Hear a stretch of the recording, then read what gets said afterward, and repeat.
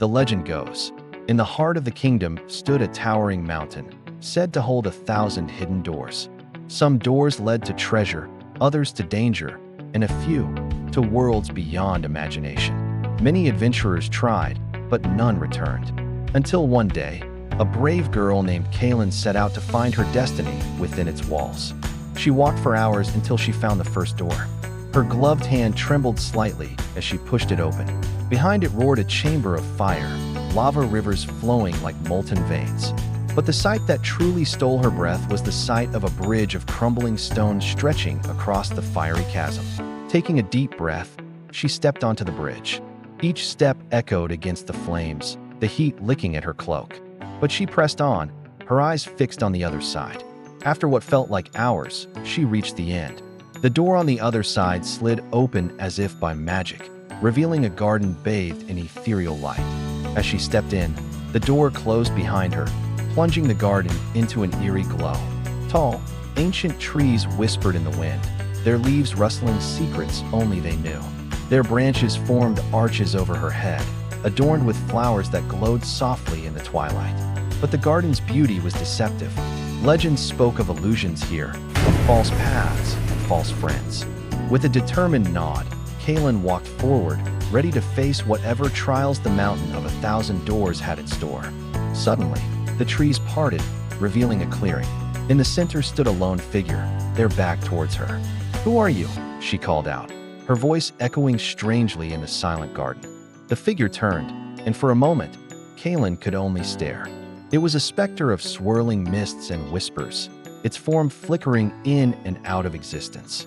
"The Garden of Echoes," it rasped, its voice like wind chimes in the breeze.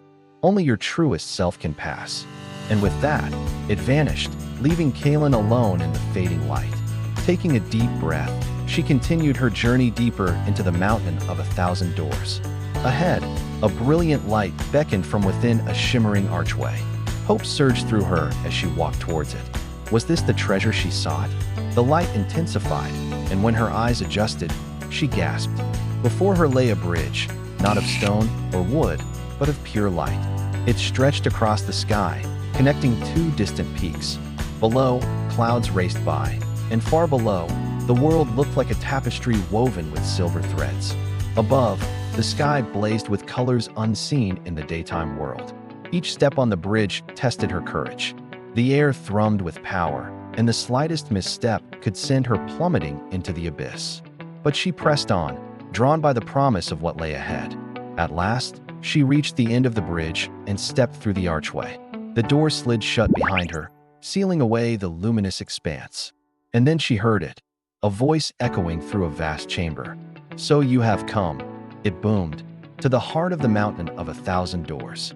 Suddenly, the chamber revealed itself, not of stone or steel, but of polished mirrors. Each reflected her own image, multiplied into 1,001. One showed her as a warrior, her armor gleaming, sword held high. Another depicted her as a queen, resplendent in robes of gold. Yet another showed her as a wanderer, staff in hand, cloak billowing in the wind. And in the center, the youngest version of herself gazed back with innocent wonder. "Who are you?" she asked the voice. "I am the mountain," it replied, "and you are the seeker of destinies." Then the mountain rumbled with laughter. "Your destiny lies in your own hands, little one. Which path will you choose?" As the mountain spoke, the mirrors shifted, their reflections swirling into a vortex of color. Kaylin reached out, her fingers brushing the image of the wanderer. In that instant, all the mirrors shattered, showering the room with sparkling motes of light.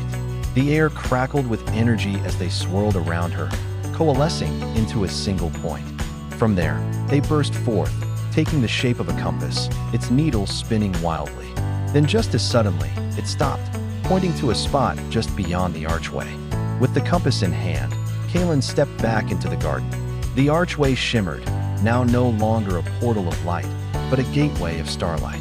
As she passed through, the familiar landscape of the garden transformed. The trees became gnarled and ancient, their leaves withered and brown. The air grew heavy with the scent of decay.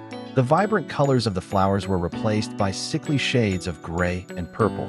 The garden, once beautiful and welcoming, now seemed like a place of forgotten magic and lost wonders. Nevertheless, she continued on, guided by the compass, which now pulsed with a steady, reassuring glow.